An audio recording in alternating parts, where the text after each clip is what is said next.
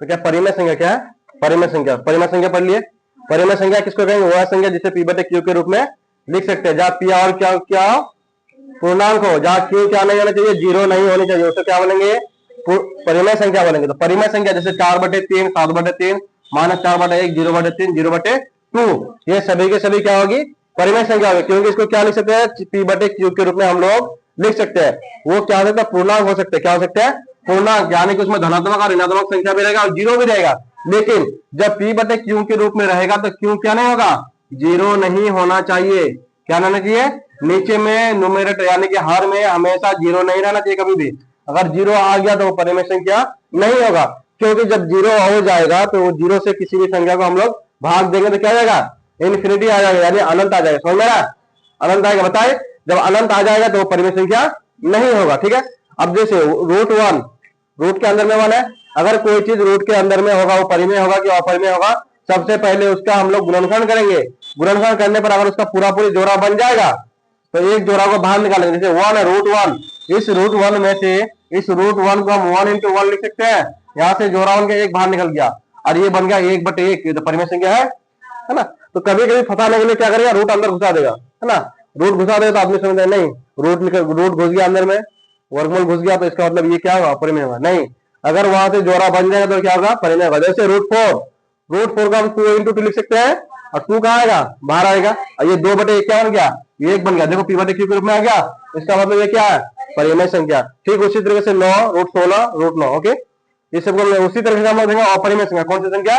इसी का जस्ट उल्टा, ऐसा संख्या जिसको हम लोग पी बटे क्यू के रूप में नहीं लिख सकते हैं, उसको क्या बोलेंगे? अपरिमेय संख्या बोलेंगे। पाई √3 का है ना। √3 का अगर हम लोग निकालेंगे, √3 का ये जोड़ा बन रहा है? फिलहाल जोड़ा नहीं बन रहा। जब इसका मान निकालेंगे तो पॉइंट में बहुत सारा आएगा, 1.732। लेकिन इसके बाद इसको और मतलब इस रूप में पी बटे क्यू के रूप में इसको लिख ही नहीं सकते हैं, या इसे पी बटे क्यू के रूप में अगर जैसे समझ लीजिए इसे इस रूप में हम लोग इस अपरिमेय संख्या को बटे के रूप में हम लोग फ्रैक्शन के रूप में यानी भिन्न के रूप में हम लोग लिख ही नहीं सकते। इस रूप में कभी भी अपरिमेय संख्या को इस रूप में नहीं देख सकते, आप सिर्फ रूट के रूप में देख सकते हैं। समझ में आ रहा है? कभी भी रूट अपरिमेय संख्या बटे के रूप में नहीं रहेगा। क्यों नहीं रहेगा? अगले वीडियो में फिर अगले मजाने के अगले क्लास में हम लोग पढ़ेंगे क्यों इसको अपरिमेय संख्या कहते हैं, क्यों परिमेय संख्या कहते हैं, फिर वो बाद में देखेंगे। ठीक है, लेकिन अभी सिर्फ याद रखना है कि जिसका गुणनखंड नहीं निकलेगा वो क्या होगा? अपरिमेय संख्या होगा।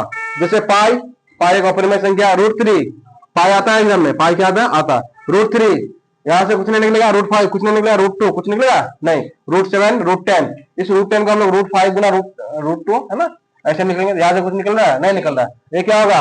अपरिमेय संख्या होगा। अब देखते हैं वास्तविक संख्या। वास्तविक संख्या इन दोनों का मालिक है ना, इसका और इसका। इसी से इन दोनों का क्या हुआ? पैदा हुआ, है ना। यही से यानी कि जो भी हम परिमेय संख्या लेंगे, अपरिमेय संख्या लेंगे, वो हमेशा वास्तविक संख्या के अंदर से ही उसको लेंगे। समझ में आ रहा है? अगर हम बोले कि कोई परिमेय संख्या है तो उससे पहले वो क्या है? वास्तविक संख्या है। समझ में आ रहा है? जैसे 4/3 यहाँ पर है, 4/3 से ही लेके इसको क्या बना दिया? परिमेय बना दिए। 5/6 के लेके इसको परिमेय बना दिया। 0/1 परिमेय बना दिए। देखो √3 अपरिमेय है, √5 अपरिमेय, √6 अपरिमेय, √7 अपरिमेय, और पाई जोड़ा आ गया है? नहीं है। पाई क्या है? अपरिमेय संख्या। देखो तो परिमेय संख्या और अपरिमेय संख्या के समूह को ही क्या बोला जाता है? वास्तविक संख्या कहता है। समझ में आ रहा है? कोई दिक्कत? अब इसको एक चार्ट के जरिए से हम लोग समझेंगे थोड़ा, है ना, कैसे देखते हैं इसको। बिना इसको मिटा देंगे उसके बाद क्या करेंगे इसको देखेंगे। ठीक,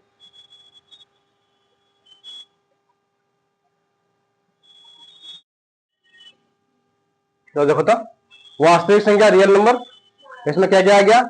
5/6, 4/3, 0/4, √4, √3, √7, √16, ये सभी के सभी संख्या जो यहाँ पर जो है, जितनी भी संख्या है वो क्या है? वास्तविक संख्या, जिसमें वास्तविक संख्या में परिमेय संख्या और अपरिमेय संख्या दोनों रहेंगे। जैसे यहाँ पर अगर बात करते हैं ये सब जितने भी संख्या, ये 5/6, 4/3, 0/4, √4, ये क्या है? परिमेय संख्या। उसके बाद √3 अपरिमेय संख्या, √7 अपरिमेय संख्या, पाई अपरिमेय संख्या, यानी परिमेय संख्या और अपरिमेय संख्या के समूह को क्या बोलेंगे? वास्तविक संख्या बोलेंगे। और वास्तविक संख्या से ही बना है परिमेय संख्या और अपरिमेय संख्या। परिमेय संख्या का बोलेंगे रेशनल नंबर, इसको बोलेंगे इरेशनल नंबर। ठीक है, जब परिमेय संख्या की बात करेंगे तो परिमेय संख्या कहां से आया है? वास्तविक संख्या से आया है, जिसको पी बटे क्यू के रूप में लिख सकते हैं ना। जैसे √4 से क्या निकलेगा? इसका फैक्टर करेंगे, गुणनखंड करेंगे तो 2 निकलेगा। √4 को 2 × 2 लिख सकते हैं, वहां से 2 निकलेगा। उसी तरीके से ये 4 है ना।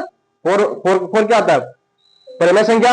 उसी तरीके रूट 2 बटे रूट 2, रूट 2 और रूट 2 कट जाएगा तो बचेगा क्या, एक। ये कौन सी संख्या हो गया, परिमेय संख्या हो गया। क्या हो गया ये, परिमेय संख्या। कभी कभी घुमाने के लिए ऊपर में भी अपरिमेय संख्या दे देगा, नीचे में भी अपरिमेय संख्या, और पूछेगा ये परिमेय है कि अपरिमेय है। तो ये क्या है, रूट 2 कट जाएगा तो बचेगा क्या, एक। तो परिमेय संख्या हो गया। ठीक उसी तरीके से देखिए जितने भी संख्या यहाँ से आया है ना, वास्तविक संख्या से आया, अपरिमेय संख्या। अपरिमेय संख्या क्या, जो पी बटे क्यू के रूप में लिख सकते। अब इसको पी बटे क्यू के रूप में क्यों नहीं लिख सकते, फिर आगे हम लोग डिस्कस करेंगे। अगला इसमें एक्सरसाइज 1.4 में, किसमें 1.4 में, रूट 3 रूट 7 रूट 5। अभी सिर्फ आपको लोग पता होना, ये जानकारी रहना चाहिए कि परिमेय संख्या और अपरिमेय संख्या क्या होता है। रूट 3 रूट 7 जिसका हम लोग गुणनखंड नहीं निकाल सकते, यानी कि जोड़ा नहीं बना सकते हैं, वो क्या रहेगा, अपरिमेय संख्या। पाई क्या हो गया, अपरिमेय संख्या। अब किसी अपरिमेय संख्या के साथ अगर परिमेय संख्या को जोड़ देंगे, वो भी क्या हो जाएगा, अपरिमेय संख्या हो जाएगा। अगर किसी अपरिमेय संख्या से किसी परिमेय संख्या से अपरिमेय संख्या को घटाना है, या अपरिमेय संख्या से परिमेय संख्या को घटाना है, तब भी वो क्या रहेगा, अपरिमेय संख्या रहेगा। किसी परिमेय संख्या को अपरिमेय संख्या से भाग देंगे, फिर भी वो क्या जाएगा, अपरिमेय संख्या हो जाएगा। यहाँ पर देखिए इसी से यहाँ पर कुछ लिखे है, जो प्रत्येक परिमेय संख्या है, प्रत्येक वो क्या वास्तविक संख्या है, प्रत्येक परिमेय संख्या वास्तविक संख्या होती है, बिल्कुल होती है। जो प्रत्येक परिमेय संख्या है वो वास्तविक संख्या है, देखो है ना, है कि नहीं। उसके बाद प्रत्येक अपरिमेय संख्या वास्तविक संख्या होती है, देखो तो प्रत्येक अपरिमेय संख्या वास्तविक संख्या है। देखिए यहाँ पर देखिए ना, प्रत्येक अपरिमेय संख्या वास्तविक संख्या में, प्रत्येक वास्तविक संख्या परिमेय संख्या नहीं होती है। प्रत्येक वास्तविक संख्या जो है, प्रत्येक वास्तविक संख्या परिमेय संख्या नहीं होती है। देखिए या प्रत्येक क्या, ये क्या है, वास्तविक है, ये क्या परिमेय है, नहीं ना है। तो प्रत्येक वास्तविक संख्या परिमेय संख्या नहीं। देखिए कि वास्तविक संख्या में परिमेय और अपरिमेय दोनों हो गया, है ना। तो शब्द शब्द परिमेय नहीं होगा, कुछ कुछ क्या होगा, अपरिमेय भी होगा। जैसे ये क्या अपरिमेय है, ये तो परिमेय नहीं है। उसी तरह से प्रत्येक वास्तविक संख्या अपरिमेय संख्या भी नहीं होती है, क्योंकि उसमें प्रत्येक वास्तविक संख्या के अंदर में कुछ ना कुछ परिमेय संख्या और अपरिमेय संख्या रहती है। इसलिए सभी के सभी वास्तविक संख्याएं अपरिमेय संख्याएं नहीं हो सकती है, कुछ कुछ होगा, सभी के सभी नहीं होगा। कोई दिक्कत, एक बार बताओ, जब परिमेय संख्या को अपरिमेय संख्या से भाग देंगे तो क्या आएगा, परिमेय क्या अपरिमेय, अपरिमेय। अपरिमेय संख्या से परिमेय संख्या बढ़ाएंगे तो क्या आएगा, अपरिमेय। अब बताओ अपरिमेय संख्या से अपरिमेय का अगर भाग दिया और कट गया, तो कटने के बाद क्या आएगा, परिमेय आएगा, ठीक है। अब काटने के बाद कभी कभी देखेंगे कि नहीं परिमेय बच रहा है कि अपरिमेय बच रहा है, जहां तक दिमाग होगा काम करेंगे फिर आगे, ठीक है।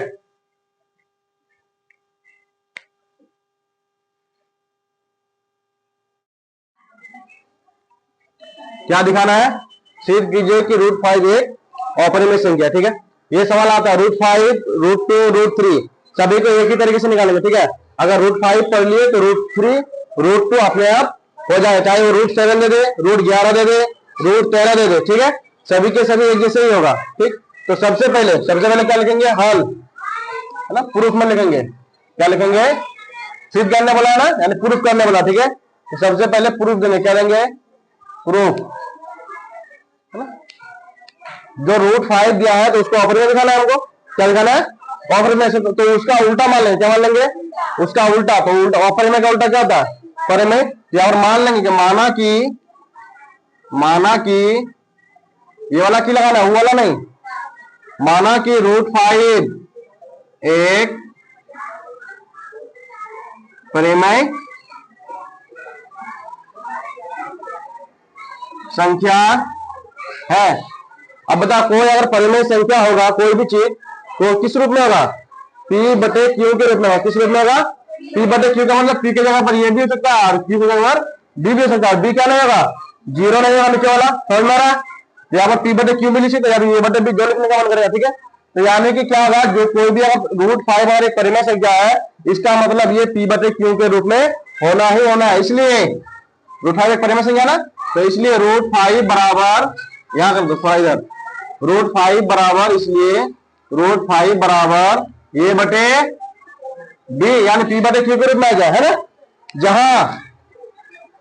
जहां क्या होगा, ये और भी क्या होगा, ये और भी क्या है रे, पूर्णांक, ये और भी पूर्णांक है, ठीक है। तथा बी जो होगा नीचे वाला, और क्या नहीं होगा, जीरो नहीं होगा। और हो गया, तथा ये और बी का गुणनखंड एक मानेंगे, क्या मानेंगे, गुणनखंड मतलब उभयनिष्ठ गुणनखंड, यानी कि दोनों में क्या गुणनखंड, जैसे 2/3 ये दोनों किसी से भाग जाएगा, सिर्फ और सिर्फ किससे जाएगा, एक से जाएगा। इसका मतलब इन दोनों के बीच में क्या कॉमन है, एक कॉमन है, यानी उभयनिष्ठ क्या है, एक। तो उसी तरीके से ए और बी की जगह पर जो कुछ भी रखेंगे, या 3 लगाता है, यहाँ 4 और 5, दोनों के बीच में एक का गुणनखंड, यहाँ का 3 है तो यहाँ 2, इससे हो सकता है, कटना नहीं चाहिए। क्या नहीं होना चाहिए, कटना नहीं चाहिए। इसीलिए क्या होगा, ए और बी का उभयनिष्ठ गुणनखंड क्या होगा, एक होगा, है ना। और ए कोमा बी का उभयनिष्ठ गुणनखंड, उभयनिष्ठ गुणनखंड एक है। कितना है, एक है। ये और बी का उभयनिष्ठ गुणनखंड एक है। कोई दिक्कत यहां तक समझ में आ गया, क्यों लिए ए बटे बी के रूप में, और ये और बी का उभयनिष्ठ गुणनखंड क्यों है, क्योंकि इन दोनों है ना कटेगा नहीं एक दूसरे के साथ। ठीक है, अब देखो √5 बराबर ए बाई बी, क्या मेरा मन करेगा तो हम कोना कोनी गुना नहीं कर सकते हैं, नीचे में कुछ नहीं तो एक, इस बी को √5 के साथ गुना करेंगे, कोना कोनी गुना, कैसा गुना, कोना कोनी गुना करेंगे, कैसा गुना करेंगे, कोना करेंगे, बी इंटू √5, तो √5 और गुना बी, तो बी हो जाएगा। कोई दिक्कत, ये बी रूट के बाहर है, ठीक है, ये गुना एक, ये कोई दिक्कत है। अब क्या करना है, अब हम लोग करेंगे, देखो जब हम लोग इसको परिमेय संख्या माने हैं तो इस रूट को तो हटाना ही हटाना होगा, है ना, माने है ना। तो आप क्या करेंगे, इस रूट को हटाने के लिए दोनों तरफ हम लोग क्या लगाते हैं, वर्ग लगाते हैं, क्या लगाते हैं, यानी स्क्वायर यानी कि वर्ग लगाते हैं। इस रूट को हटाने के लिए क्या करेंगे, दोनों पक्षों में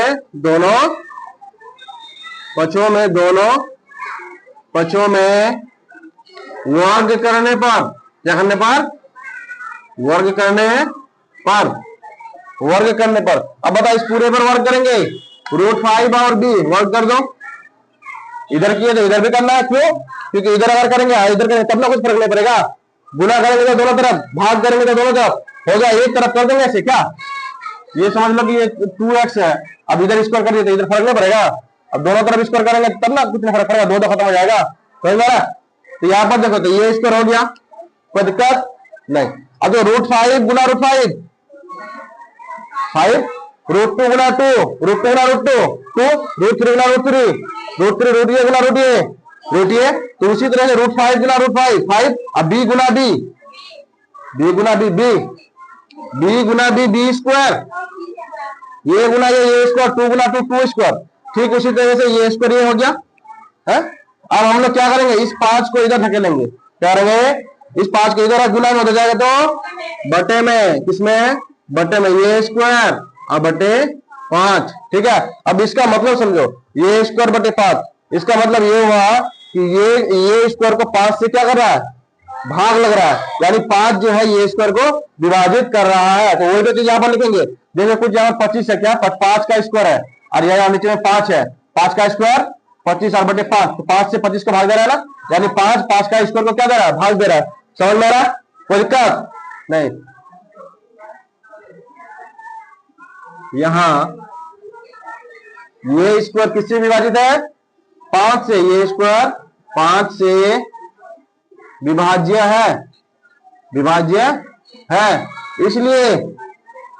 इसलिए देखो, अब देखो यहाँ पर 5 का स्क्वायर 25 है ना रे, 25 5 से भाग लग रहा है कि नहीं लग रहा। अब जब 25 लगेगा, ये समझ लो ये की जगह पर है, ये की जगह पर 5 है ना, जब 5 ये का स्क्वायर 5 से विभाजित हो रहा है, ये का स्क्वायर 5 से विभाजित हो रहा है, क्या ये 5 जो ये की जगह पर वो भी तो 5 से विभाजित होगा ना, देखो तो इस जगह पर क्या 5 से विभाजित हो रहा है, इसका मतलब जब ये स्क्वायर 5 से विभाजित हो रहा है तो ये भी क्या होगा, 5 से विभाजित होगा। समझ में आ रहा है, ये स्क्वायर कितना था 25, तो ये कितना 5 से भाग लग रहा है कि नहीं। अगर कोई जैसे 9, 3 का स्क्वायर 3 से विभाजित होगा, 9 होगा ना 3 से विभाजित। अब ये जो ये है ये भी तो 3 से विभाजित हो रहा है, इसका मतलब जिसका स्क्वायर 3 से विभाजित होगा वो भी किससे विभाजित होगा, 3 से। इसका मतलब ये स्क्वायर 5 से विभाजित होगा तो ये भी किससे होगा, 5 से विभाजित होगा, है ना। इसलिए ये भी 5 से विभाज्य होगा। क्या दिक्कत, इधर हो गया है, इसको मिटा सकते हैं, समझ में आ गया ना। क्यों लिए, हर एक चीज को समझते हुए जाना, समझ में आया, हर एक चीज को समझते हुए जाना। अब उसके बाद यहाँ पर कंप्लीट हो गया। ठीक है, अब इसी चीज को हम लोग समीकरण 1 मान लेते हैं। क्या मान लेते हैं? समीकरण 1 मान लेते हैं। ये भी 5 से विभाज्य होगा। अब देखो, जब ये 5 से विभाज्य होगा, कौन ने? ये किससे विभाजित हो रहा है? 5 से। अब विभाजित करने के बाद कुछ ना कुछ तो आएगा। जैसे कोई चीज 5 से विभाजित हो रहा है, ठीक है, विभाजित करने के बाद कितना आएगा? 1 आएगा, 1 आएगा ना। अब क्या समझ लो कि हमको तो नहीं पता ये का मान कितना है, हम कुछ भी मान सकते हैं। तो ये का मान हम सी मान, इसको भाग देने के बाद जो आएगा उसको हम सी मान ले। क्या मान लिए? जैसे इस 1 की जगह 1 आया ना, तो 5 लिए का मान तब ना आया 1। अब यहाँ पर हम ये है, ये का मान हमको कुछ नहीं पता है। अब यहाँ पर कुछ ना कुछ सी की जगह पर आएगा। अगर 5 लेंगे तो 1 आएगा, 10 लेंगे तो 2 आएगा। क्या? तो उसी तरीके से ये बार 5 बराबर क्या हो गया? सी। तो यहाँ से बराबर ये बराबर क्या जाएगा? ये नीचे में हो जाएगा तो गुना में 5 सी होगा कि नहीं? हाँ, तो अब हम लोग मान लेंगे ये बराबर 5 सी। क्या मानेंगे? अब एक बार मान लिए, इसको मानने के बाद ये वाला काम कर लिए। ये हो गया पहला स्टेप। ठीक है, रूट को सिद्ध करने का ये पहला स्टेप हुआ। दूसरा स्टेप यहाँ बच्चा यहाँ पर आकर रुक जाता है कि ये कैसे हुआ, समझ में आ रहा? क्योंकि वहां पर यहाँ पर लिखा नहीं था इसको, ठीक है, डायरेक्ट लिख देता, माना कि ये 5 कैसे मान लिए, तो ऐसे माने। समझ में आ रहा है? हाँ? कोई दिक्कत नहीं। अब यहाँ पर आ जाओ, माना कि ये बराबर 5 सी कैसे हुआ थोड़ा बता देते हैं। क्योंकि ये जो है 5 से विभाज्य है ना, क्योंकि ये जो है 5 से विभाज्य। मान लीजिए सी आ गया, भाग देने के बाद यहां से ये निकालेंगे, कितना जाएगा? 5 सी हो जाएगा। ये 5 गुना सी, 5 से कोना कोनी क्या गुना, कोई दिक्कत? ये बराबर 5 से हो गया, इसमें कोई दिक्कत नहीं है। अब क्या करना है? अब इस ये बराबर 5 सी को इस समीकरण 1 में रखना। किसमें रखना है? देखो ये है ना यहाँ पर, ठीक है। अब हम लोग यहाँ पर क्या लिखेंगे? यहां तक कोई दिक्कत नहीं है, इसको घेर देते हैं, इधर से इसको मिटा देते हैं। ये बराबर, या फिर ये का मान, ये का मान समीकरण 1 में, ये का मान समीकरण 1 में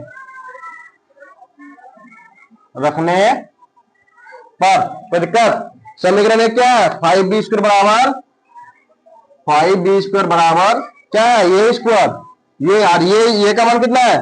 5c बैठा दिए।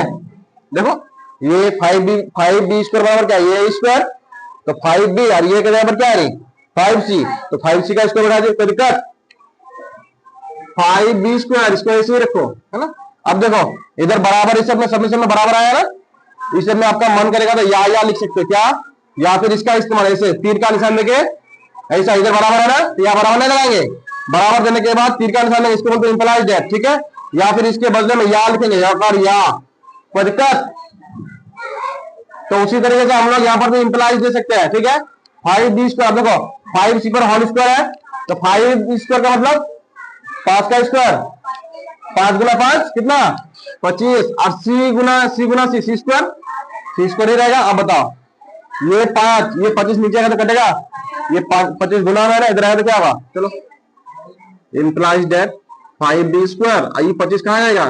नीचे में, बराबर इधर क्या बचेगा? c²। 5 से 25 कटेगा कितना बार? 5 × 25, b² बटे 5 बराबर c², ठीक है।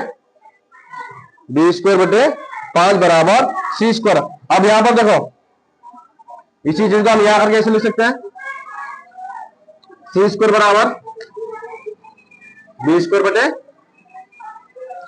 5। कोई दिक्कत है? ये तो नहीं, इधर कर दिए, इसको इधर कर दिए, कोई दिक्कत नहीं है।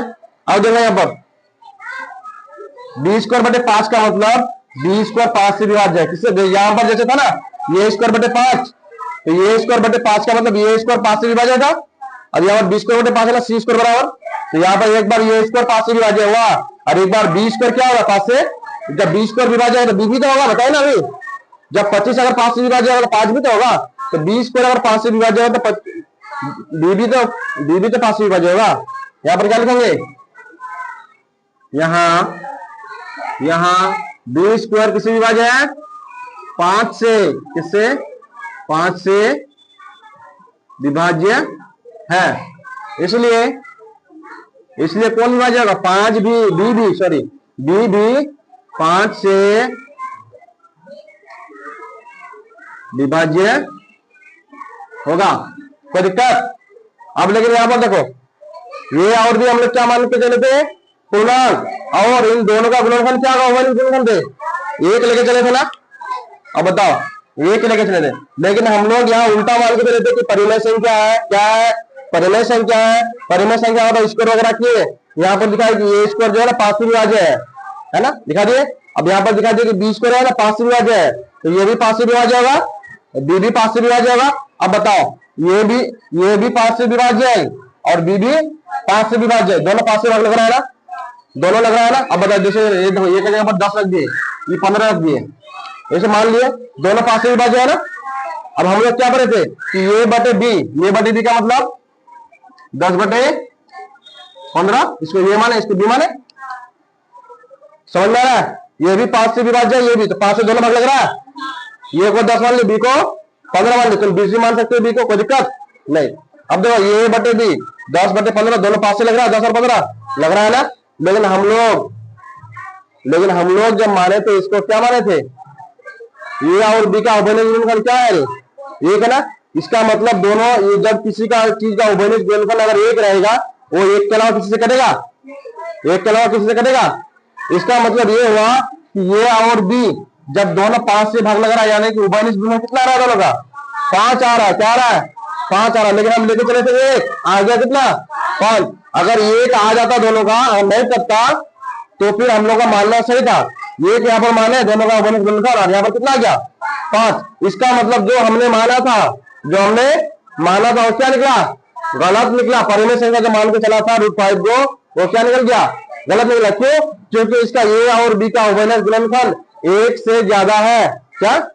यानी 1 से ज्यादा का मतलब उसका एक उभयनिष्ठ गुणनफल क्या है? 5 है।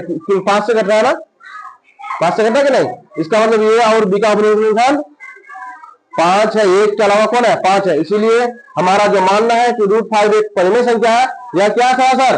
गलत है। जो विरोध उत्पन्न आता है, जो हम मान के चले थे पहले की परिमेय है, वो क्या साबित हो गया? गलत साबित हो गया। इसलिए उसमें बोलते कॉन्ट्राडिक्शन हो गया। क्या हो गया?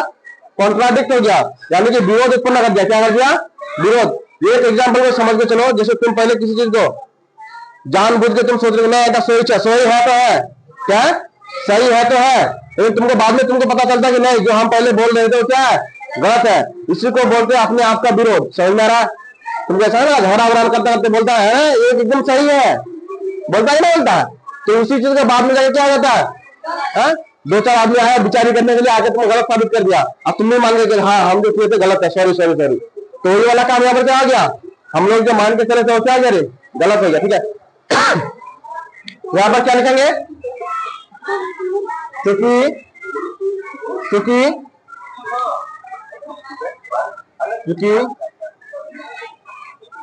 यह स्पष्ट है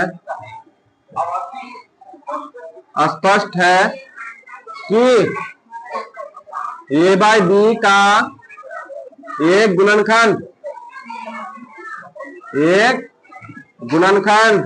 5 है। समझ आ रहा है?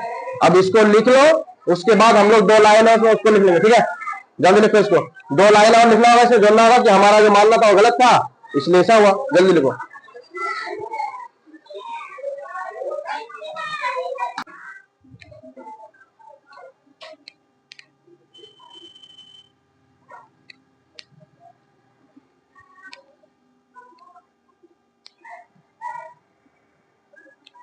चलिए, यहाँ चल के यह स्पष्ट है कि ए बाई बी का एक गुणनखंड 5 है ना। अतः जब 5 है तो पहले क्या था? एक गुणनखंड होना चाहिए, एक। ये और बी का गुणनखंड क्या होना चाहिए? एक। लेकिन यहाँ पर क्या आ गया? 5। इसका मतलब जो हम लोग माने थे कि √5 ये परिमेय संख्या और क्या है? गलत है ना? अतः यह क्या उत्पन्न करता है? विरोध उत्पन्न करता है। इसलिए √5 विरोध उत्पन्न करता है, इसलिए हमारा मानना गलत है कि √5 एक परिमेय संख्या है ना। हमारा क्या मानना गलत है कि √5 एक परिमेय संख्या है, जबकि √5 एक क्या अपरिमेय संख्या, √5 एक अपरिमेय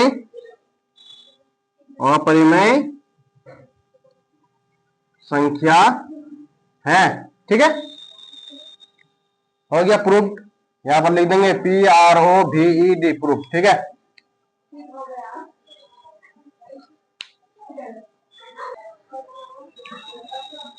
तो ये प्रूफ हो गया।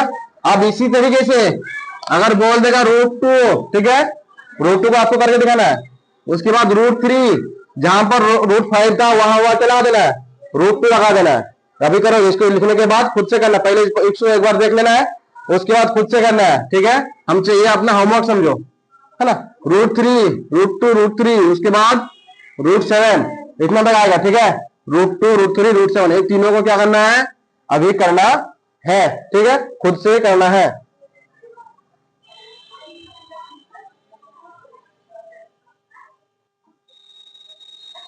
क्वेश्चन नंबर 2 क्या कह रहा है, सिद्ध कीजिए कि 3 + 2√5 एक अपरिमेय संख्या है। एक इससे पहले हम लोग देख चुके √5 एक क्या अपरिमेय संख्या सिद्ध कर चुके हैं। उसमें क्या होना चाहिए कि माना कि √5 एक परिमेय संख्या, उसका उल्टा मान लेते हैं। तो ठीक उसी तरीके से यहाँ पर क्या मान लेंगे, जस्ट उसका उल्टा मान लेंगे, है ना। 3 + 2√5 एक परिमेय संख्या लिख लेंगे। ठीक है, माना कि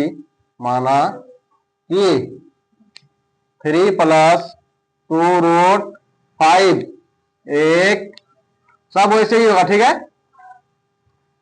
परिमेय संख्या है, इसलिए 3 + 2√5 बराबर a बाई बी, वहां पर लिखे ना √5 बराबर a बाई बी लिखे थे ना। तो यहाँ पर √5 जगह ये पूरा नंबर है, √5 की जगह पर ये पूरा नंबर, तो इस पूरे को ना लिखेंगे, समझ में आया। तो √5 बराबर a बाई बी, 3 + 2√5 बराबर a बाई बी। उसके बाद लिखे थे जहां a, b पूर्णांक है, क्या है, पूर्णांक है ना, तथा क्यों बोल रहे हैं, b है ना, b नीचे में है ना, b क्या होगा, 0 नहीं होगा, b हर हालत में 0 नहीं होना चाहिए। और ना ये b का उभयनिष्ठ गुणनखंड क्या होना चाहिए, 1 होना चाहिए। क्या होना चाहिए, गुड, क्या होना चाहिए, उभयनिष्ठ, ये b का उभयनिष्ठ गुणनखंड 1 है। क्या है, 1 है, ये हमने माना है और उसमें आ गया। ठीक है, परिमेय संख्या होगा तो दोनों के बीच का गुणनखंड क्या होगा, उभयनिष्ठ गुणनखंड का क्या होगा, 1 होगा, यानी दोनों एक के अलावा और किसी से भाग नहीं जाएगा। ठीक है, हो गया, यहां तक काम खत्म। अब हम लोग क्या करेंगे, 3 देखो ये रूट इसके साथ है, ये खाली है इधर, इसको धकेल के उधर करेंगे, उधर करेंगे तो बचेगा क्या, 2√5 है ना, 2 थोड़ा इधर लेके जाओ, 2√5 बचा बराबर ये बटे b है, और ये +3 है, उधर जाएगा तो -3, क्या जाएगा, -3। कोई दिक्कत। अब देखो यहाँ से एलसीएम भी कर सकते हो, अगर वैसे नहीं करना है तो ये अब देखो यहाँ पर 2√5 हो गया, अब 2√5 जगह कौन लगा हुआ है, 2 किसमें, गुना में, उधर जाएगा तो इसको पूरे कैसे करके घेर दो। अब ये जो बटे में आएगा तो इन दोनों के ना बटे में आएगा, या सिर्फ इसके, दोनों के बटे में आएगा, है ना। तो अब लिखेंगे √5 बराबर ये बाई ये इधर आएगा तो 2 भी हो जाएगा, -3, फिर 2 तो नीचे आएगा कि नहीं आएगा, कोई दिक्कत। अब हमको ये बताओ, √5 बराबर ये बटे 2b -3√2, ये बटे b क्या परिमेय संख्या, क्या है, ये बटे b परिमेय संख्या। जैसे ये 4 है, क्या है, 4 परिमेय संख्या। अब इस 4 में से फिर और एक हम परिमेय संख्या घटा दिए, 3 परिमेय संख्या है ना, तो 4 - 3 1 है ना। जब परिमेय संख्या से परिमेय संख्या घटाएंगे तो जो आएगा ना वो भी क्या होगा, परिमेय संख्या होगा। यहाँ पर देखो परिमेय संख्या से परिमेय संख्या घटाएंगे, परिमेय संख्या ही होगा। हाँ, लेकिन हम लोग तो अभी कुछ देर पहले सिद्ध कर चुके हैं ये तो √5 है, कौन सा संख्या है? अपरिमेय संख्या। अब बताओ अपरिमेय संख्या परिमेय संख्या के बराबर होगा? है? जैसे ये 1 है और यहाँ पर √2 बराबर कर दिया, √2 बराबर 1 होगा कभी? कभी बराबर होगा? होगा कभी बराबर? तो ये हो गया अपरिमेय, ये हो गया परिमेय, कभी बराबर होगा? कभी भी बराबर नहीं होगा। बस ये छोटा ये तक था। ये देखो तो बोल देंगे क्या, ये बटे 2b माइनस 3/√2, 3/2 एक परिमेय संख्या है, जबकि हम लोग पहले से हम लोग जानते हैं कि √5 एक अपरिमेय संख्या है, इसलिए बायां पक्ष और दायां पक्ष यहाँ पर बराबर आ रहा है ना, जो कि गलत है ना। इसलिए बायां पक्ष कभी दायां पक्ष के बराबर नहीं होगा। कोई दिक्कत नहीं है। चलो हम लोग यहाँ पर क्या लिखेंगे, यहां a बटे 2b माइनस 3/2 एक परिमेय संख्या है, लेकिन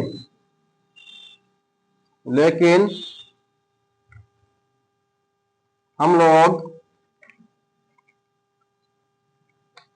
जानते हैं कि √5 एक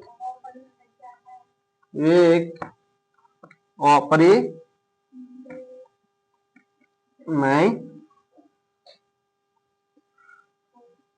संख्या, इसलिए है ना। ये और ये भी बराबर है, बायां पक्ष और दायां पक्ष, इधर वाले को बायां इधर वाले को दायां, यानी बायां पक्ष और दायां पक्ष कभी भी बराबर नहीं होगा। इसीलिए या फिर बायां पक्ष भी दायां पक्ष ले सकते हैं, या फिर इसी को दोनों को और बराबर लेके ऐसे काट देंगे, बराबर नहीं हो सकता।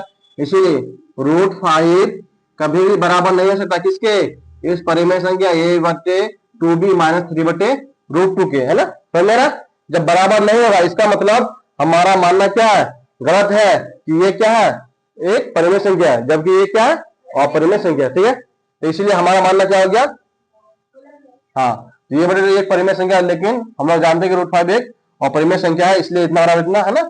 जो विरोध उत्पन्न करता है, क्या विरोध का मतलब उत्पन्न करता है, यानी कि जो हम मान के चले थे उसको क्या ठहरा दिया, गलत ठहरा दिया, विरोध उत्पन्न करता है। अतः हमारा मानना गलत है।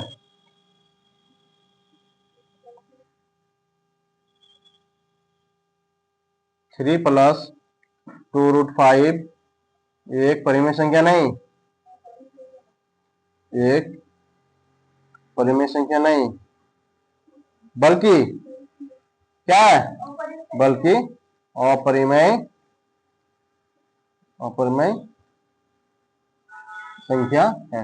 देखो इस चीज को रखना नहीं है, अपने हिसाब से इसको लिखना, समझ रहा है। देखो हम कहाँ कुछ रटे हैं नहीं, तो यहाँ पर क्या है, सबसे पहले समझना है, ये लिख देंगे ये जो है परिमेय संख्या है, लेकिन √5 क्या है, एक अपरिमेय संख्या है, इसलिए ये और ये कभी बराबर नहीं हो सकता। इसका मतलब ये दोनों एक दूसरे क्या करता है, विरोध करता है। इसका मतलब 3 + 2√5 एक परिमेय संख्या नहीं है, बल्कि क्या है, एक अपरिमेय संख्या है। ये तो हो गया प्रूफ, क्या हो गया, प्रूफ कर दिए। ठीक है,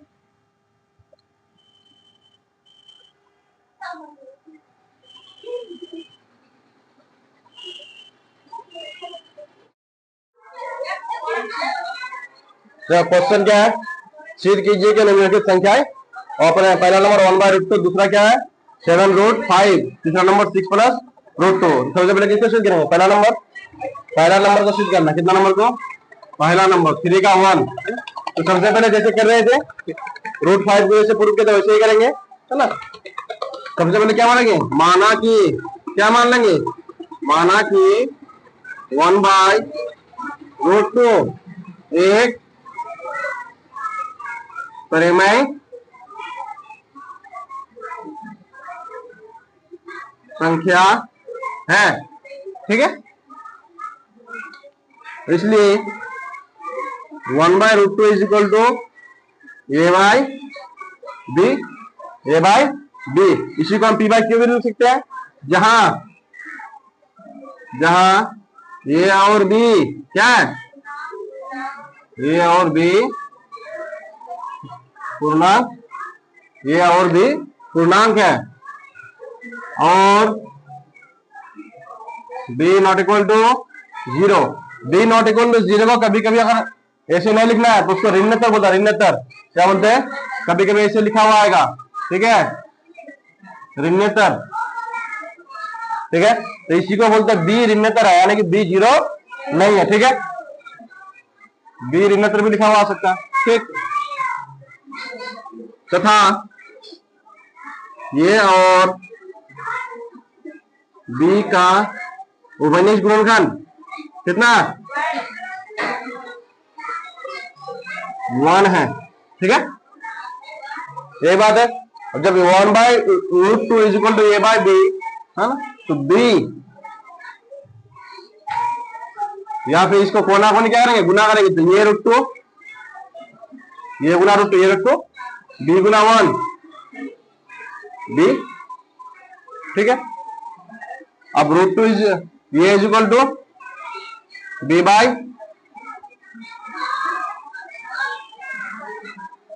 √2 is equal to b by ये, ओके।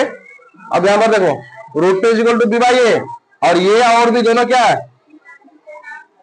पूर्णांक क्या, परिमेय संख्या है ना, ये और भी क्या परिमेय संख्या, 1/√2 का एक परिमेय संख्या माने हैं, ठीक है। तो परिमेय संख्या जरूरत है, ये बटे बी भी तो परिमेय संख्या है, ये और भी पूर्णांक है, बिना इक्वल टू 0, ये और भी परिमेय संख्या है, तो जैसे ये 1/3 अगर परिमेय संख्या है, 3/1 परिमेय संख्या नहीं है, 3/1 परिमेय संख्या आगे नहीं है, p/q के रूप में, q 0 नहीं है ना। तब बताओ b/a भी परिमेय संख्या के रूप में, लेकिन इसलिए √2 भी परिमेय संख्या हो जाएगा, जब दोनों बराबर ना है, दोनों बराबर ना है, ये अगर परिमेय तो ये भी परिमेय है, तो बोल देंगे कि b/a एक परिमेय संख्या है, इसलिए √2 भी एक परिमेय संख्या होगा। लेकिन हम लोग जानते हैं कि √2 क्या होता है, एक अपरिमेय संख्या होता है, इसलिए है ना हमारा मानना, या फिर ये विरोध उत्पन्न करता है, इसलिए हमारा मानना गलत है ना, कि 1/√2 एक परिमेय संख्या होता है, बल्कि एक अपरिमेय संख्या होता है। समझ में आ रहा है, ठीक है। तो सबसे पहले क्या करेंगे, यहां b/a एक परिमेय संख्या है, इसलिए √2 भी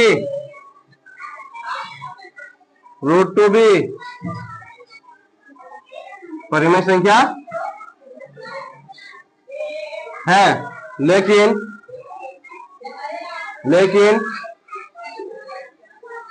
हम लोग जानते हैं कि √2 एक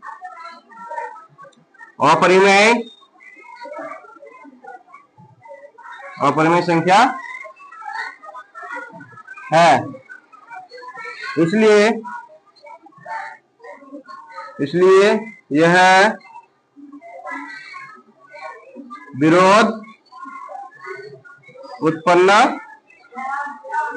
करता है ना। तो उसके बाद लिखेंगे आता है हमारा मानना क्या है, गलत है, इसलिए हमारा मानना गलत है। क्या मानना गलत है कि √1/√2 एक परिमेय संख्या है, बल्कि 1/√2 एक अपरिमेय संख्या है। तो डायरेक्ट इतना सब लाइन लिख लिया, और अगर बढ़ा सकता है, नहीं तो डायरेक्ट आता दे देंगे, क्या दे देंगे, आता 1/√2 एक अपरिमेय संख्या, क्या है अपरिमेय, अपने हिसाब से तुम ऐड कर सकते हो, ठीक है, अपरिमेय संख्या प्रूफ, ठीक है। यहाँ पर हल देके डाल देना, क्या देखे, हल देके डाल देना। बहुत जगह पर अलग अलग टीचर, जैसे तुम लोग जाओ ना एग्जाम देने के लिए मैट्रिक का, तो वहां पर बोलेगा कि हर एक लाइन में कहीं पर अलग अलग कलम का इस्तेमाल कीजिए। तो मेरे हिसाब से अलग अलग कलम का इस्तेमाल नहीं करना है, अलग अलग कलम का इस्तेमाल करने से टाइम लॉस होता है। इस हाथ में कलम को करें तुमको डिस्टर्ब होगा माइंड में, है ना, ध्यान भंग हो जाएगा। टीचर ये नहीं देखता कि बच्चा कितना खूबसूरत लिखा है, ये नहीं देखता कभी, नहीं तो हर एक ऐसे करता, कुछ करके लिखता, ऐसे करके मकरमा मामा कुछ करके लिखता, समझ में ना। तो ये टीचर कभी ये नहीं देखता कितना खूबसूरत लिखा है। राइटिंग नीट एंड क्लीन, यानी कि एक अच्छा होना चाहिए, साफ सुथरा होना चाहिए, गिनी मिनी टाइप का नहीं, है ना, और एकदम अच्छी तरह से लिखा है। इतना नहीं कि मतलब लाल पेन हरा पेन ड्राइंग करने के लिए भेजा, क्या चित्र बनाने के लिए भेजा नहीं, बस जो आंसर आएगा उसको घेर देना, बताए थे पहले आंसर आएगा, ताकि टीचर का वहां पर नजर जाए, बस और कुछ नहीं। या तो उसमें टाइम लॉस ऊपर से माइन भी होगा, ये कलम फिर वो कलम फिर ये कलम फिर वो कलम, ठीक है। इसलिए कलम ज्यादा इस्तेमाल नहीं करना, एक ही कलम ले आना, दो ले जाना, एक ही कलर का ले आना, ठीक है। इसको लिख लो।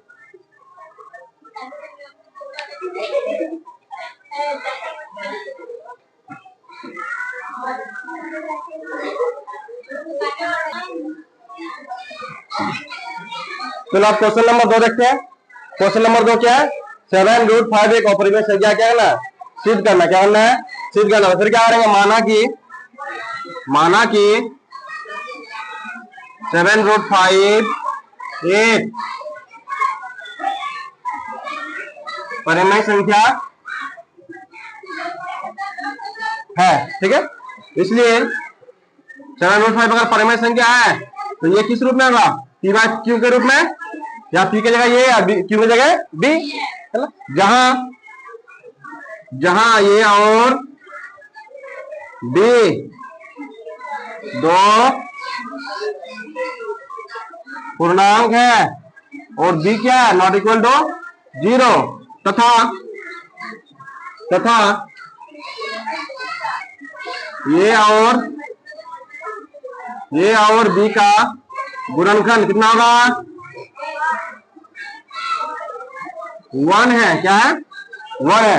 अब बताओ 7√5 बराबर ये बटे B, 7√5 बराबर ये बटे B। तो यहां से हम क्या कर सकते हैं? देखो तो √5 क्या है? अपरिमेय संख्या है। इसको खाली कर, इसके साथ कौन है? 7 को नीचे लगे जाओ। ये देखो √5 वैसे रखो, इसको ये गुना में उधर जाएगा तो बटे में, या ये बटे 7 नीचे में 7 बटे B। अब बताओ कोई अगर एक परिमेय संख्या 3/4 उसके साथ एक दूसरा परिमेय संख्या 7 को गुना कर दिए 3/28, ये भी तो एक परिमेय संख्या होगा। यानी कि ये पूरा ये बटे 7 भी क्या है?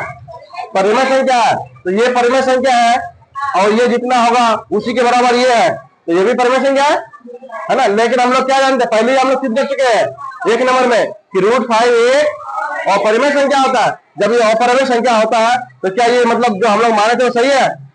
तो बिल्कुल गलत है। ये एक अपरिमेय संख्या है और हमने इसको मान लिया परिमेय संख्या। इसका मतलब इसके साथ भी जो गुना होगा वो भी क्या जाएगा? अपरिमेय संख्या हो जाएगा, ठीक है। तो √5 बराबर ये बटे 7B। यहाँ ये बटे 7B, ये बटे 7B एक परिमेय संख्या है।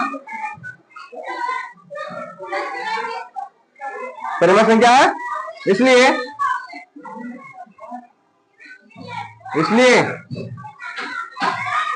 √5 भी एक परिमेय संख्या है, ठीक है। क्या है? परिमेय संख्या है। लेकिन हम लोग क्या जानते हैं? लेकिन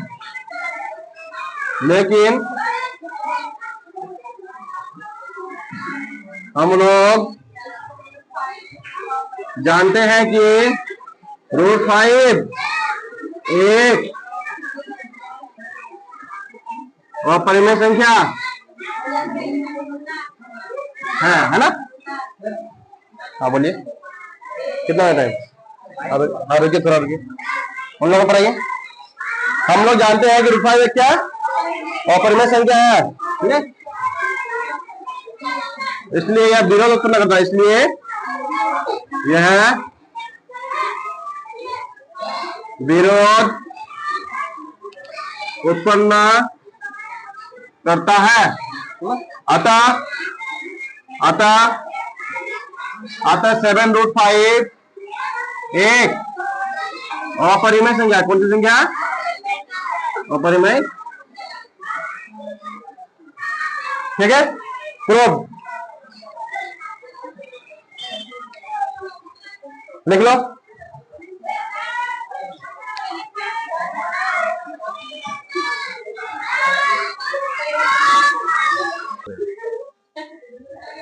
क्वेश्चन नंबर 3 क्या? 6 + √2। फिर वही करेंगे क्या? माना कि 6 + √2 एक क्या, कौन सी संख्या, परिमेय संख्या है, परिमेय संख्या है। इसलिए 6 प्लस रूट 2 किसके बराबर होगा, किसके बराबर होगा, ए बटे बी। आपको ए बटे बी को ये भी बोल रहा ले, जहां जहां ए और बी पूर्णांक या दो पूर्णांक बोल सकते हैं ना, पूर्णांक है, तथा b is not equal to 0, या b को ऋणात्मक भी बोल सकते हैं। क्या बोल सकते हैं, b एक ऋणात्मक है, ठीक है। और a कोमा b का गुणनखंड उभयनिष्ठ गुणनखंड का मतलब 1 का मतलब दोनों एक से भाग जाएगा, एक के अलावा और किसी से भाग नहीं जाएगा, ठीक है। उभयनिष्ठ गुणनखंड बता चुके हैं पहले सब, है ना। उभयनिष्ठ गुणनखंड 1 है, क्या है, 1 है। अब देखो 6 प्लस रूट 2 किसके बराबर है, ए बाय बी के बराबर। अब देखो यहाँ पर 6 उस वक्त गुना में था कुछ, इधर क्या प्लस में है, तो जो पहले रूट 2 को हम जानते हैं कि अपर में है, इसी को इसी साइड में रखते हैं अभी, ठीक है। अब जो बिना इस वाला है इसको धकेल के कहा ले जाएंगे, उधर लेके जाएंगे, तो ये प्लस हो जाएगा तो माइनस, तो root 2 is equal to a by b, ये प्लस हो जाएगा तो माइनस। कोई दिक्कत, कोई आफत, मुसीबत, दुख, डर कुछ नहीं, सर्दी बुखार कुछ भी नहीं है, हाँ किसका सर्दी है, इसलिए 100 कर रहा है खाली, हम लोग कौन 100 कर रहा है रे। अब यहाँ देखो ए बाई बी माइनस रूट 6, ये ए बाई बी क्या परिमेय संख्या, परिमेय संख्या से 6 क्या परिमेय संख्या है ना, तो परिमेय संख्या से परिमेय संख्या घटाएंगे कौन सा संख्या आएगा, परिमेय आएगा। 3/2 में से एक को घटाएंगे कितना आएगा, 2 3 माइनस 2 1 तो 1/2 आएगा कि नहीं रहा, 1/2 क्या है परिमेय संख्या, तो परिमेय संख्या से परिमेय संख्या घटाएंगे तो परिमेय संख्या आएगा, परिमेय संख्या को तो परिमेय संख्या आएगा।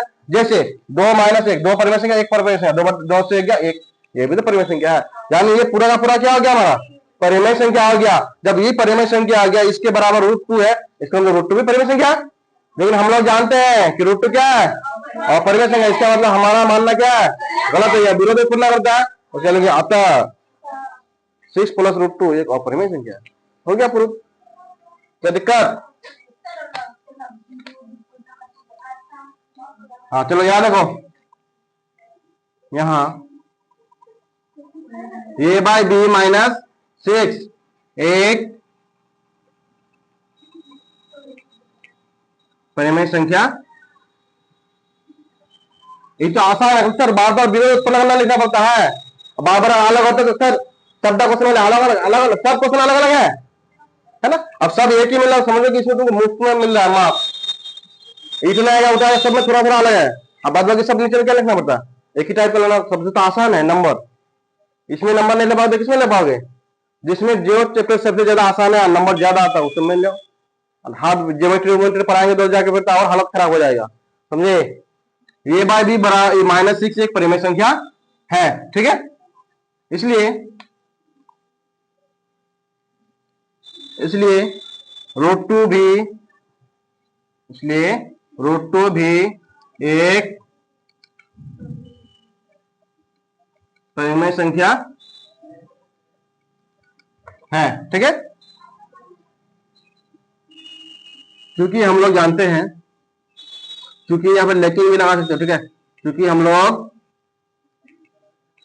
जानते हैं कि रूट 2 एक अपरिमेय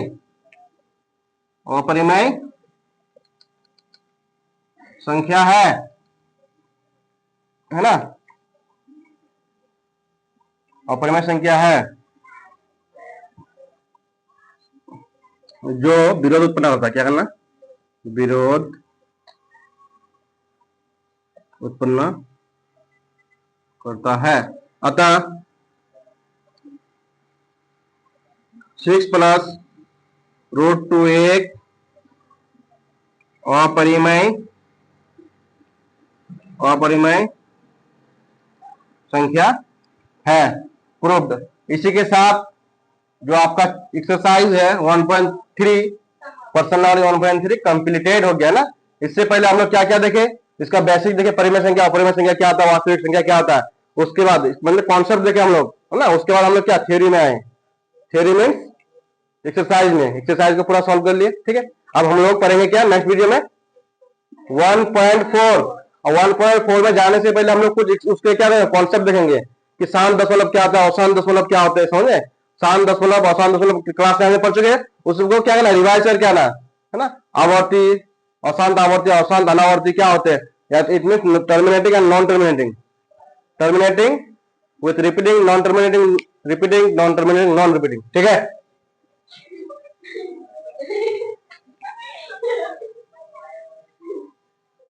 से क्या करा है कि किसी प्राकृत संख्या n के लिए, किसके लिए, n के लिए जो 6n है, 6n, इस संख्या का अंक क्या आना चाहिए, 0 होगा या नहीं होगा, है ना। तो सबसे पहले हम लोग देखेंगे n प्राकृत संख्या किसे कहते हैं, गिनती के सभी संख्या को प्राकृत संख्या कहते हैं। प्राकृत संख्या कहां से स्टार्ट होता है, 1 2 3 4 5 6 ऐसे स्टार्ट होता है, ठीक है। अब इस प्राकृत संख्या n बराबर 1 2 3 4 5 6 7 है ना, ऐसे करके हम लोग रखेंगे तो क्या ये कभी 0 आएगा, देखते हैं। 6 यहाँ पर अगर 1 रखेंगे तो 6 का 6, अगर n के जगह पर कितना रखेंगे 2, कितना होगा 6 6 36, 6 इंटू 6, उसके 6 के जगह पर अगर 3 रखेंगे 216, उसके 6 के जगह पर 4 रखेंगे, इसी तरीके से। तो कभी भी इसके अंक पर कभी 0 आ रहा है, नहीं आ रहा है। इसका मतलब 6 पर पावर n में n प्राकृत संख्या के लिए 6n का मान कभी 0 होगा, कभी भी 0 नहीं होगा। जब हम लोग n का मान कौन सा संख्या रखेंगे, प्राकृत संख्या रखेंगे, तो इसी चीज को हम लोग लिखेंगे यहाँ पर कैसे, है ना।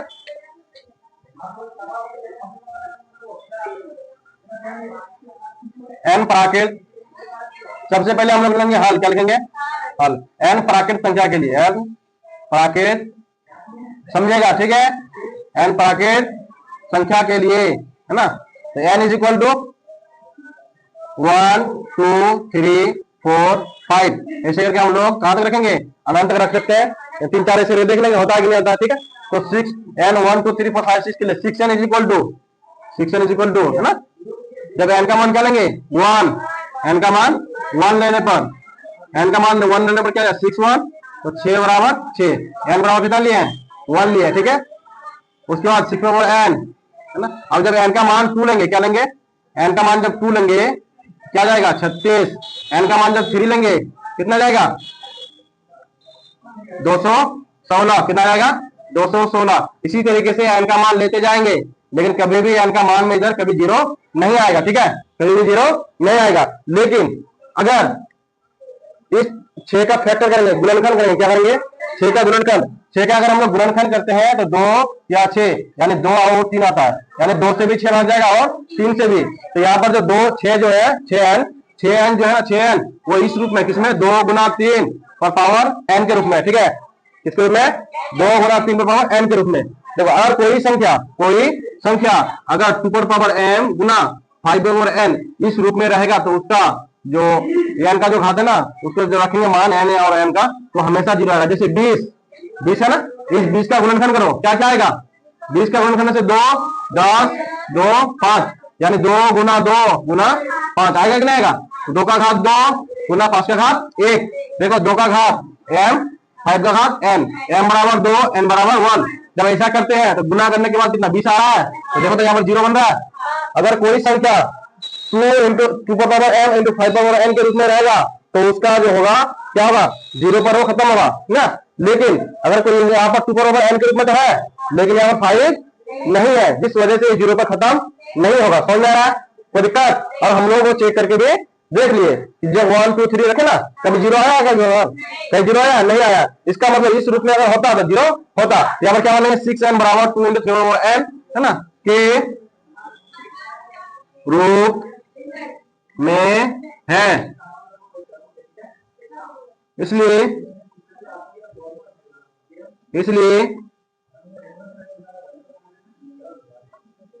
6 पर n n प्राकृत संख्या के लिए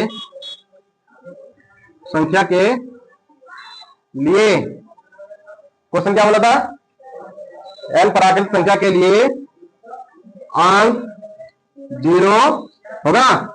नहीं होगा, जीरो नहीं होगा। रिजल्ट लिख देंगे क्योंकि क्योंकि 2 पावर m गुना 5 पावर n के रूप में नहीं है। अगर इस रूप में रह जाता, अगर इस रूप में हो जाता तो ये क्या हो जाता? जीरो हो जाता। लेकिन इस रूप में नहीं है, किस रूप में है? यहाँ पर 3 आ जाए, क्या गया? यहाँ पर अगर 5 हो जाता तो क्या जाता हो? जीरो हो जाता। समझ में आ रहा है? ये हो गया यहां तक क्वेश्चन सॉल्व। ठीक है, लिखो।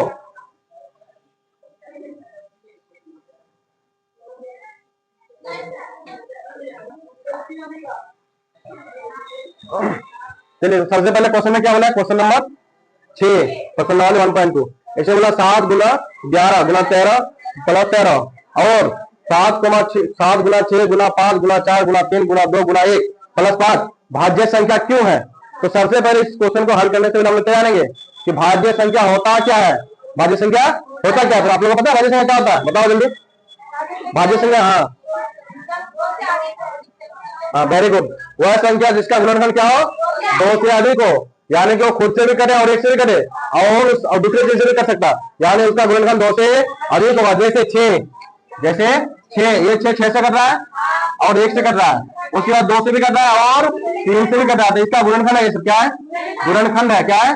गुणनखंड है। तो ये सभी के सभी गुणनखंड 3 है कि नहीं? 2 से अधिक है ना? 1 2 3 4 क्या गुणनखंड? इसका मतलब 6 क्या है? भाज्य संख्या है। लेकिन इतना आसान शब्द पूछेगा नहीं क्रम में, इसीलिए ऐसे में बोल दिया 7 गुना 4, 7 गुना 4। तो आपको बोलेगा कि 7 गुना 4 भाज्य संख्या है कि नहीं?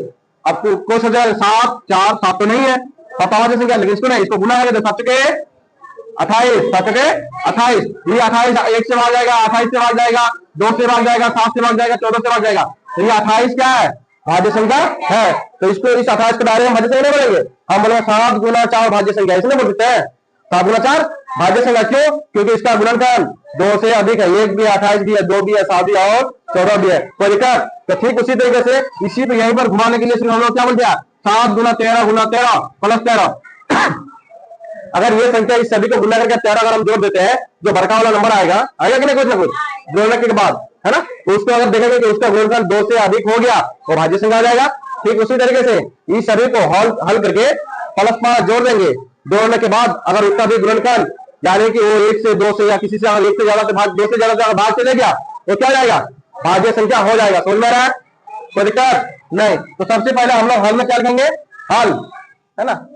7 गुना 11 गुना 13 प्लस 13। पहले इसको लेकर चलेंगे, 2 संख्या दिया हुआ है, पहले इसको कर लेंगे उसके बाद उसको करेंगे। ठीक है, अब देखो इसमें ये यहाँ से लेकर यहाँ तक अलग है, यहाँ से लेकर यहाँ प्लस है, इधर गुना है, इसमें भी इस पूरे में से देखो तो इसमें भी 13 इसमें भी 13, तो 13 क्या बाहर निकालेंगे 13 को, तो इसमें क्या बचेगा?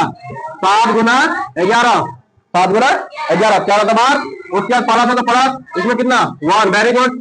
उसके बाद 13, अब यहाँ पर 11 7 77 और प्लस 1, कोई दिक्कत नहीं, ये हो गया 13 77 और 1 78, ये क्या निकल गया 13 गुना 78, कोई दिक्कत है?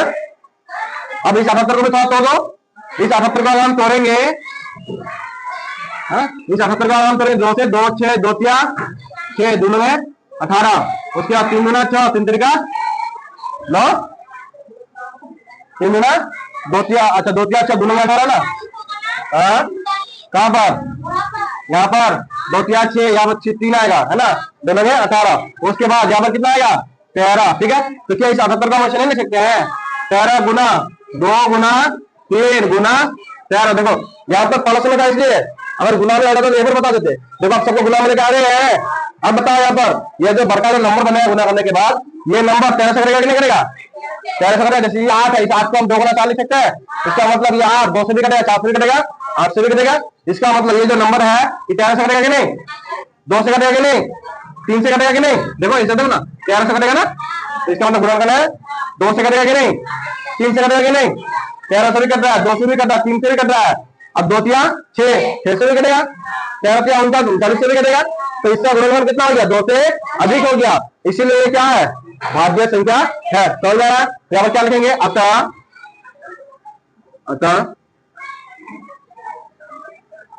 13 गुना 2 गुना 3 गुना 13, ये ना है। अब इसी को ये क्या, ये ना है, ये इसी को ना लेके यहाँ है, इसी को यहाँ ब्रैकेट में से भी लिख देंगे। 7 गुना 11 गुना 13 प्लस 13, है ना। कहाँ 2 से अधिक क्या है, गुणनखंड है। 2 से अधिक गुणनखंड कौन पाया, देखो तो 2 1 निकला 13 है ना, 2 है, 3 है, 6 भी होगा, ये सब ठीक है। ऐसे में क्या जाएगा, बहुत हो सकता है ना, क्या 2 का 2 से अधिक गुणनखंड है ना। इसलिए 7 गुना 11 गुना 13 प्लस 13 क्या है, भाज्य संख्या है। कोई दिक्कत। अब उसके बाद किसको दिखाना है हमको, इसको दिखाना है। किसको दिखाना है, इसको दिखाना। सबसे पहले इसको लिखिए, उसके बाद उसको दिखाना है।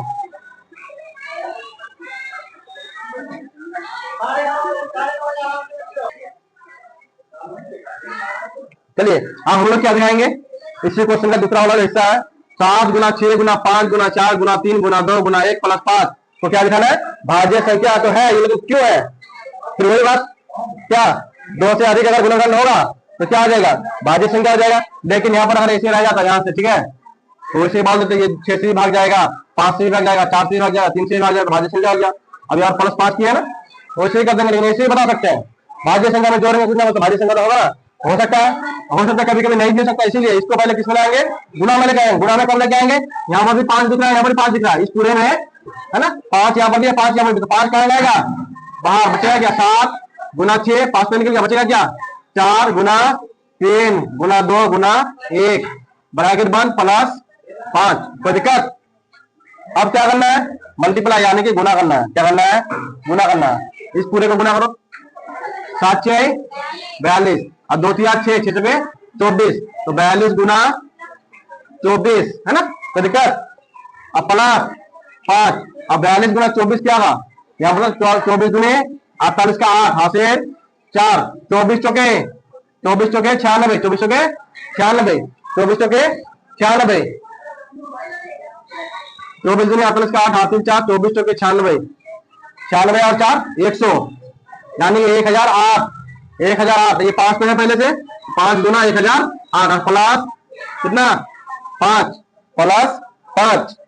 और इसको क्या करना है, फिर इससे 5 से गुना करेंगे हम, 5 8 40 0 4 0 1 प्लस 5।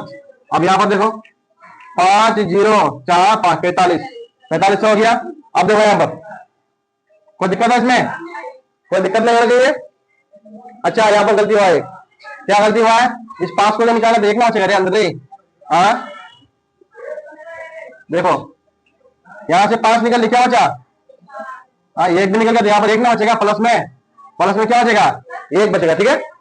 अब यहाँ पर देखो इसको क्या करना है, गुना 7 6 42, 4 3 12 12 24, 42 गुना 24 और प्लस 1, ठीक है। ये 5 42 24 दुने 48 का 8 हासिल 4, 24 चौके 96 और 4 100, तो 1008 प्लस 1, तो 5 इंटू 1008 प्लस 1 1009, ठीक है। अब यहाँ पर हम लोग देखेंगे ये जो 5 गुना 1009 है, ये किससे किससे भाग जाता है, तो ये 5 से ही भाग जाएगा। अब 1009 कितना है, ये 9 है, क्या ये 3 से भाग जा रहा है, नहीं जाएगा, 3 से नहीं जाएगा, 7 से जा रहा है। देखो 7 से 7 3 बचा 30 हो गया, 7 के 28, उसके बाद 2 हो गया 29, जा रहा है, नहीं जा रहा है, 29 हो जाएगा, नहीं जा रहा है। उसके बाद 5 से भी नहीं जाएगा, 6 से भी नहीं जाएगा, 7 11 से जा रहा है, देखो तो 11 में 99, ये एक बचा, कितना हो गया 19, 11 से भी नहीं जा रहा, तो नहीं जा रहा। उसके बाद 13 से 13 सत्ते 91, 13 सत्ते 91, यहाँ देखो 109 किससे भाग गया, देखो 1009, 1009 किससे भाग गया, 2 से नहीं जाएगा, 3 से जाएगा, 4 से 5 से भी नहीं जाएगा, 6 से नहीं, 7 से 7 1 7 50 3 7 28 2 नहीं जाएगा।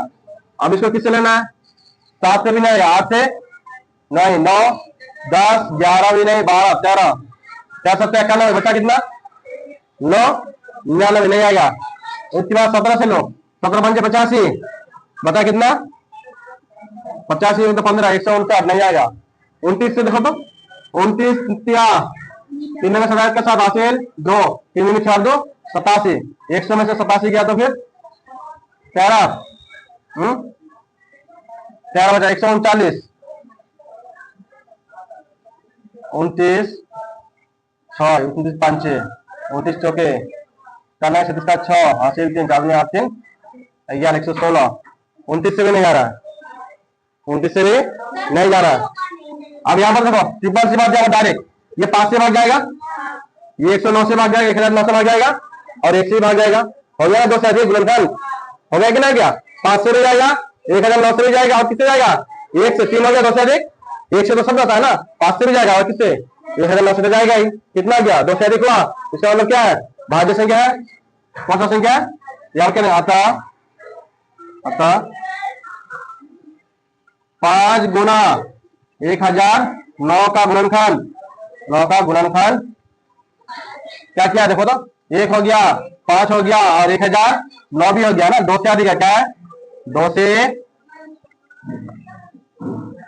अधिक है,